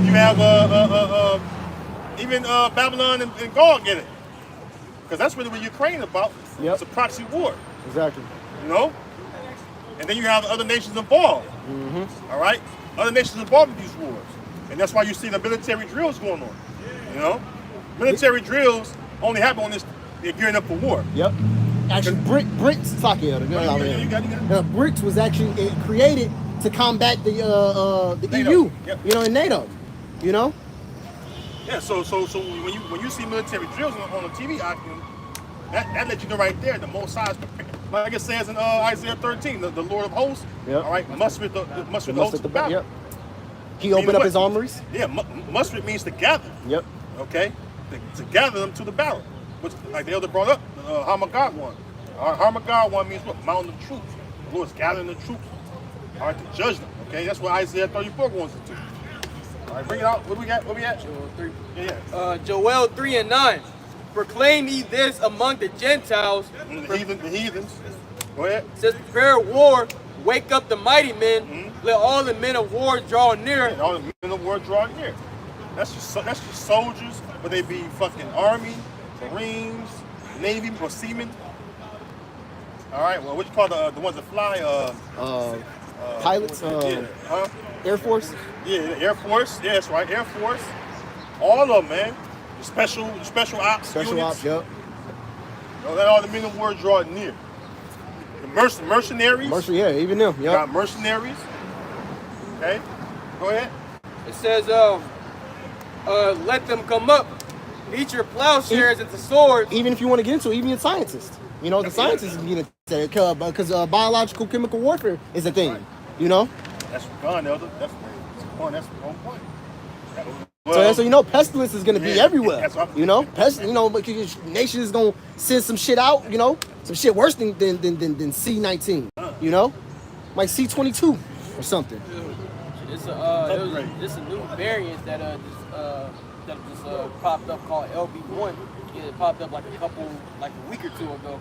I went into it, so it's what I was trying to say what happened, man. You know, these famines, pestilences, earthquakes, diverse places.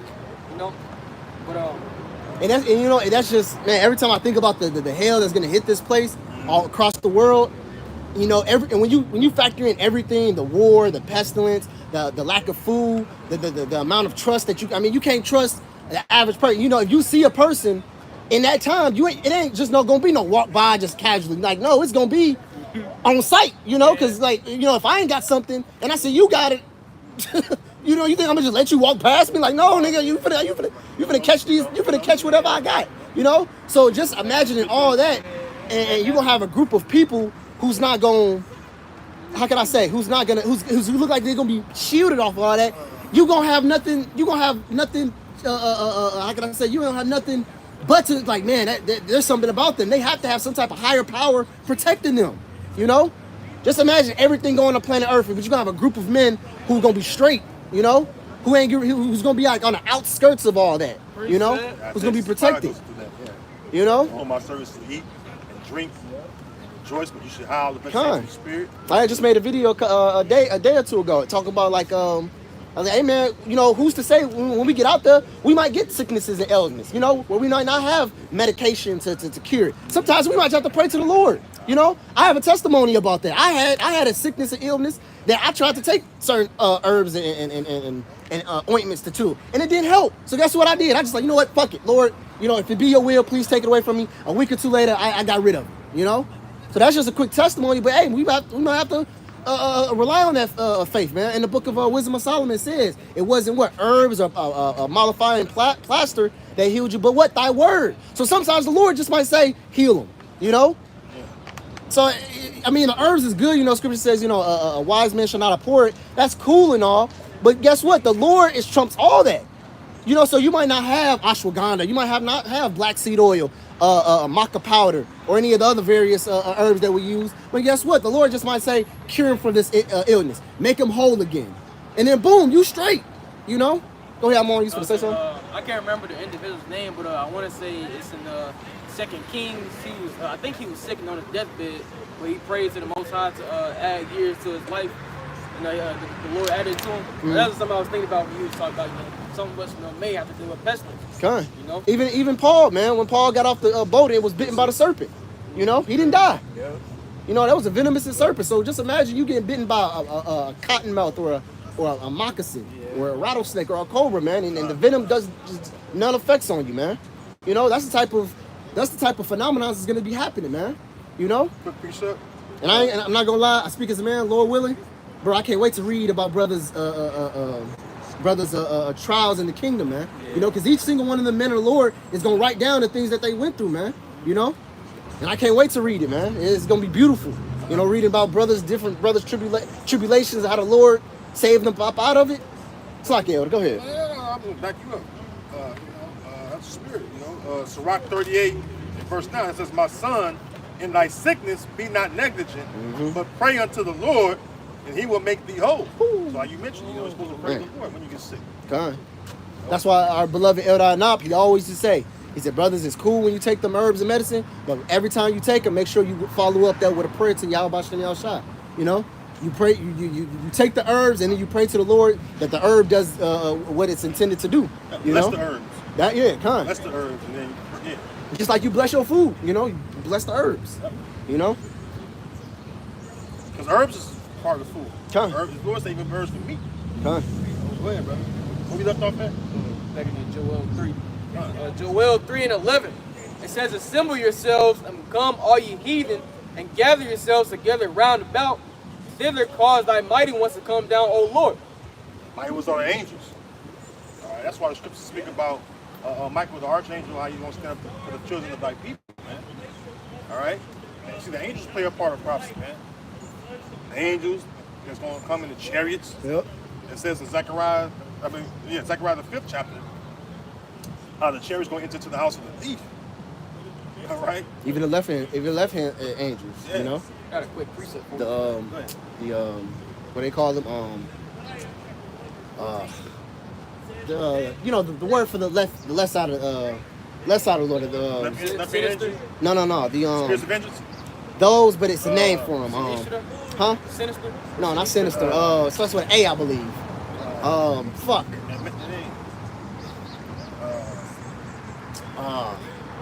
Aborigines. Is it Aborigines? Apparitions. Apparitions. That's what it is. Yeah, apparitions. That's what it is. What? I couldn't think of it. Because strange apparitions. It could be either side. Yep. Yeah, spirits. They had it during the time of the Greeks. Mm-hmm. They had the apparition, and they had the angels and the chariots. They was thrusting back and forth in the skies for like 40 days. But yeah. So you have that, you know. And the angels, man. When the Lord unleashed the angels. You ever seen that movie, Fourth Kind? Is it Fourth Kind? No, I haven't seen that one. Man, you got Yeah. It was an elder. I watched a lot of movies. Some movies I ain't caught. I believe it was the elder of Vegas. He told Elder Demashpa to put it on. Elder Demashpa put it on for the whole camp. He said that movie will have you stand up and face the east fast. Like that movie right there was. It's a bad movie, bro. You gotta watch it. Man, the angels was fucking people up. Send it to my phone. Man, bro, they stretched this one girl neck, her fucking head like touched her. Man, bro, and this is like on live, like this is like on a video, like on like you remember see the Apostles on VHS? They had the when you like to watch a VHS, the screen line, it was like one of those, you know. So people was recording this shit, you know. Like man, bro, it wasn't like an actual, you know. People were getting, it was like a documentary, but like back at like in the fucking 60s and 70s type of documentary. It's bad, man. That movie would literally put the fear in you, you know. I want to see that. I'm Lord willing, if I can still remember after count, I'm gonna put I believe it's the Fourth Kind. Yeah, because I can watch some free movies and shit. 2009. So, the Bible shot. It's 2009. Yeah. I believe it's 2009. Kill Bill in it. I don't know. Irma. Go ahead though. Whoever was Yeah, reading. we left off at. Just this to is back up the mighty ones and the angels. This is Jude chapter 1, beginning verse 14. It says, and Enoch also, the seventh from Adam, prophesied of these saying, behold, the Lord cometh with 10,000s of his saints to execute judgment upon all and to 10,000 of his saints. All right. Hey, somebody grab Psalm 68. I think it's about verse 17, I believe, Bible shot. Psalm 68 in verse 17. Yeah. The word, the chariots. Yeah. Okay. Come on. All right, this is Psalm 68, verse 17, and it reads, the chariots of Yahweh are 20,000, even thousand of angels. The Lord is among them as in Sinai in the holy place. God, hey. The angels, man. The angels play a part of prophecy, man. They're going to be with the Lord, man. And when Yahweh shot come back, going to come back with a whole fucking legion of angels. Tens of thousands, man. Tens of thousands of angels, man. And it says the angels, even the spirits of vengeance, I mean, in Sirach, it says they're peace around him that sent them, or made them. You know? And they're part of that fire, man. They're going to create fire, man. You know? Precept. It says it's the Psalms 104 that make it his, somebody gets Psalms 104. I got it. Psalms 104, Bible shot, you got it? Yeah. This book of Psalms, chapter 104, and verse 4. It says, who maketh his angels spirits, his ministers of flaming fire. See? They gonna get busy, man. Zapping out concentrated laser beams of fire, man. In the chariots, man. And the angels gonna get busy, man. That's why when you go into the story of Numbers 24, I think it's Numbers 23, Numbers 24, was that Balak, Balaam, when they was the head, he was on the ass. And the ass seen the angel. Yeah. Yep. Yeah, it's tough. It's Balaam. It's And the fucking ass was scared, man. Spoke. It's He starts there. He stays. It's donkey off Shrek type of. Yeah, hey, listen, hey, what you keep hitting me for? Did you not see him right there? Hey, you get this story about what's up. Yeah, Can I get a quick precept? Yeah. This is back you up when you said the angels. You know, the Lord bring angels and they're gonna be, you know, to appease the Lord, the one who sent them. This is Sirach chapter 20 and verse 4. It says, as it's the lust of a eunuch to deflower a virgin, so is he that execute judgment with violence. You know, so just imagine a eunuch. Now, a eunuch is a person who hasn't had sex yet to deflower a virgin. So just imagine how ready and hot he is to have, you know, to have sex. That's him to execute judgment by violence, man. So that's exactly how the angels feel, you know, when the Lord said, hey, go slay this, go do this, or execute judgment by violence. The angels is lustful for after, you know, to appease the wrath that sent him, you know. Just this all, every time I read the scripture, it reminds me of that one angel when King David started numbering Israel, and he sent that angel to start slaughtering Israel, and that Lord actually had to grab the angel back, like, hey, chill out, like, you know, because he was lustful. He was lustful in a good way though. He was trying to execute the Lord's will, you know. But that's to show you how dedicated these angels are to do the will of the Lord, man. You know. You brothers got it. What about the number binary beast? He got knocked off the donkey. I know 24 is the parable of Emily. Wait. Who's he created?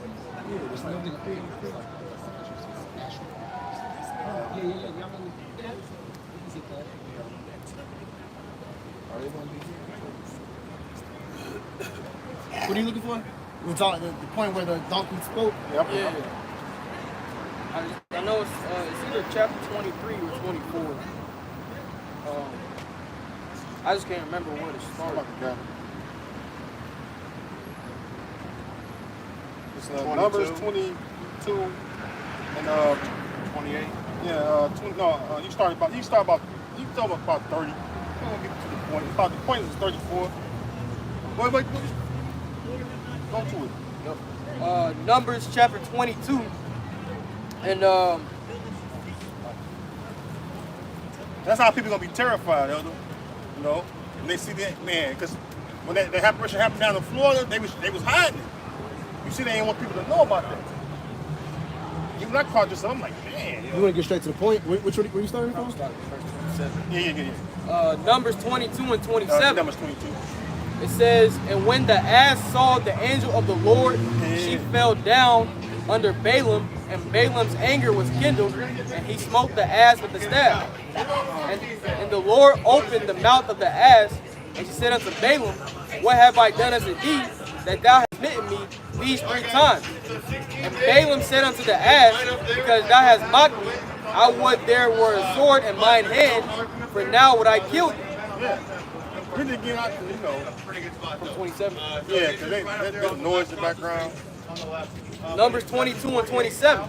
It says, and when the ass saw the angel of the Lord, she fell down under Balaam, and Balaam's anger was kindled, and he smote the ass. Because Balaam couldn't see the angel, but the ass could see the angel. That shows you that the animals can see spirits. Yep. Animals can literally see spirits, man. You know? That's why you be around certain animals, they can even the dog. You know, you around this owner, they know you got an evil spirit on them. Mm-hmm. They won't trust you. It was a chick I was talking to, and her dad seen me and my dog in the store. And the dog let her pet him, but when her dad got within 12 feet, hairs on the back stood up, the tail went up, and he was growling. Yeah. Seen that spirit on him. So it's like, I'm like, and then, you know, like, I'm looking at him, he's like, you know, he was like, yeah, I don't know, man, I don't want no problems, man. I said, and I called my dog, I said, Bruno.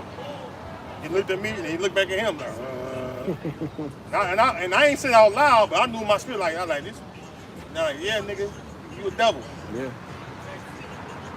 And I don't even talk to the chick. I say hi to her, you know what I'm saying? But fuck that. Go ahead, brother. It says, So my dog let me know. That's why I missed him. Right. He was a good fucking dog. Even my nephew, matter of fact, my nephew, a young boy. When I got my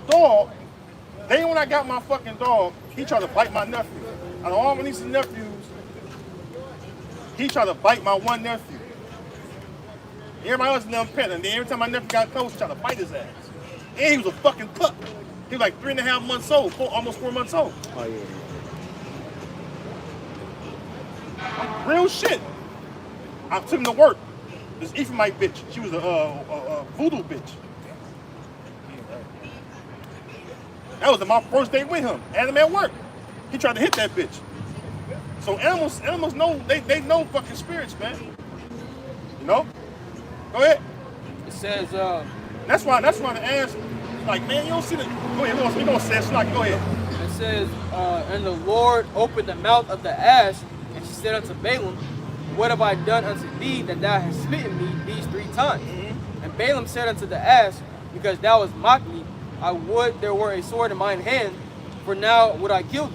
Yeah, so and they show you that Balaam didn't see the angel, but the donkey see the angel like, look, man, I've obeyed you, and you smitten me and shit. Yeah. All right, you want to kill me? Go ahead. It says, and the ass said unto Balaam, am I not thine ass, which upon which thou hast ridden, ever since I was thine unto this day, was I ever wont to do so unto thee? And he said, nay. I mean to go against you, right? Go ahead. It says, then the Lord opened the eyes of Balaam, and he saw the angel of the Lord standing in the way with his sword drawn, and his sword drawn in his hand. And he bowed down his head and fell flat on his face. Now the Lord revealed the angel to Balaam. Now his ass got humble. Right. He fell his face to earth, man. That's why when the angels come back, man, and people gonna be fucking literally dying of heart attacks. The angels are huge, man. The angels, they hold continents of spirits, man. Of spirits that this world haven't seen yet, or in a long time at least. Talks about that in the book of Revelations, the 6th chapter. Talks about having 6 wings, 5 face. You know, basically the whole Isaiah. That's Isaiah Revelations. Revelations, the 6th chapter. Revelation, Yeah, Revelations. I think Ezekiel going to a little bit too. Huh? About the angels. Say it again. The What? angels' appearance. Revelations what again? 6. 6. Yeah. Talking about the angels' appearance. Yep. I think it's also another one in Daniel that talks about how the way the angels look. You know, we ain't got to get him. I was just basically just making a point. I've been looking. I know exactly what you're talking about. Because he goes to face of an ox, the eagle. Yeah. Kind. Go ahead. What was that talking about? Numbers Yeah, 20. it's in Ezekiel too. That's why I quote Ezekiel. Ezekiel? Yeah, I said Daniel. I think it's Ezekiel. Yeah. Numbers 22 and 32. And the angel of the Lord said unto him, wherefore hast thou smitten thine ass these 3 times? Behold, I went out to withstand thee, because thy way is perverse before me. And the ass saw me and turned from me these 3 times. Unless she had turned from me, surely now also I had slain thee and saved her alive. And Balaam said unto the angel of the Lord, I have sinned, for I knew not that thou stoodest in the way against me. Now therefore, if it displease thee, I will get me back again. And the angel of the Lord said unto Balaam, shame. Yep. He felt the shame. Go ahead.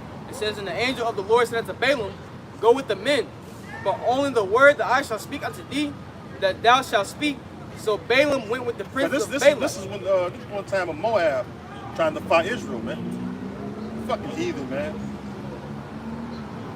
That's why at the end of the whole account, all right, I think that's when it goes to Numbers 23, where it says that I wish I could die the temple and be like the righteous, roughly paraphrasing.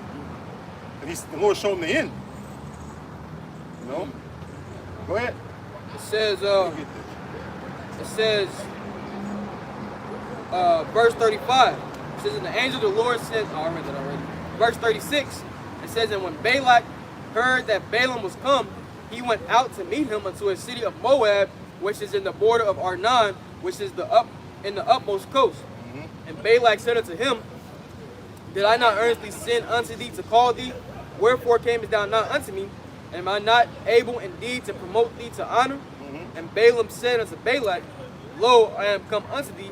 Have I now any power at all to say anything? Because Balak wanted to, like I said, Balak wanted to defy Israel. Matter of fact, go to Numbers 23 and you can go to about verse about 7, start at 7. Numbers 23 and 7. Because Balak wanted to defy Israel, man. You know, and they wanted to take down Israel. And the thing is, when our power is with us, these nations can't. You know, these nations can't take us down if our power is with us. But if our power is not with us because we sin against our power, then our power will allow these nations to come against us and overtake us. It was in the book of Ruth as well. Come on. Read that out. Numbers 23 and 7. And he took up his parable and said, Balak, the king of Moab, hath brought me from Aram out of the mountains of the east, saying, Come, curse me Jacob, and come, defile Israel. How shall I curse whom the Most High hath not cursed? See? How should I curse whom the Most High haven't cursed? See, Jacob understand the Lord put these curses on us, and the Lord's going to be the one to take it off of us. When we're blessed, who's going to take away our blessing? No one. Exactly. Just like right now, we under the curses. Can nobody take these curses off us except he who put the curses upon us, man? Right. Scripture says,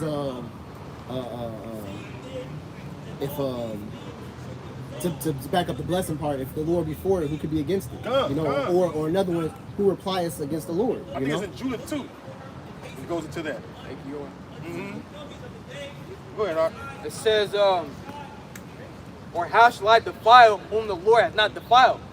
For from the top of the rocks I see him, and from the hills I behold him. Lo, the people shall dwell alone and shall not be reckoned among the nations. See? This is going to happen in the kingdom, ultimately. Go ahead. It says, who can count the dust of Jacob and the number of the fourth part of Israel? Let me die the death of the righteous. The death of the righteous. The death of the righteous of who? Israelites. Because no matter what, like it says in Job, it says, remember, I pray thee, whoever perished being innocent, or where was the righteous cut off? Because the short answer is the righteous are never going to be cut off, man. You know? We die out of this world. We go to the spirit world before the Heavenly Father's throne, we complain to him. We come back, steal the righteous seed. So even the 2/3 that's going down on this side, they're going to come back, all right, in the kingdom as Israelites. Yep. They're going to still be a righteous seed, man. That's why Balaam wanted to die like an Israelite, pretty much, you know? Go ahead. It says, let me die the death of the righteous. Let me die like an Israelite.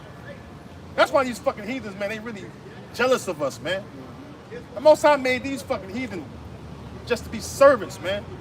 We're the only ones that's on this earth that's special and peculiar, man. Yeah. Well, you know, Deuteronomy 7:6, man. For thou art the holy people until Yahweh thy power. The Lord had chosen thee to be a peculiar people unto himself, or a special people unto himself. Go ahead. It says, and let my last end be like his. Let my last end be like his. Who? Jacob, Israel.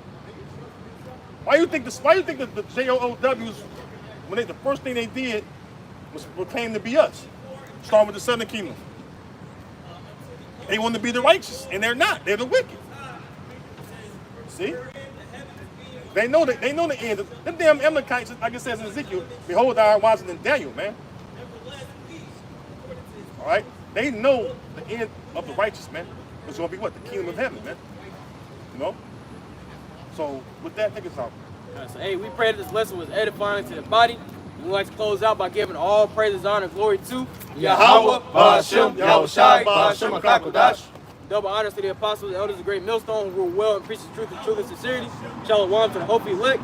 Lord, we'll see you in the next lesson. Till then, shalom. Shalom. Shalom to the sincere brothers and sisters on the comment board. Yeah, I heard him too, man.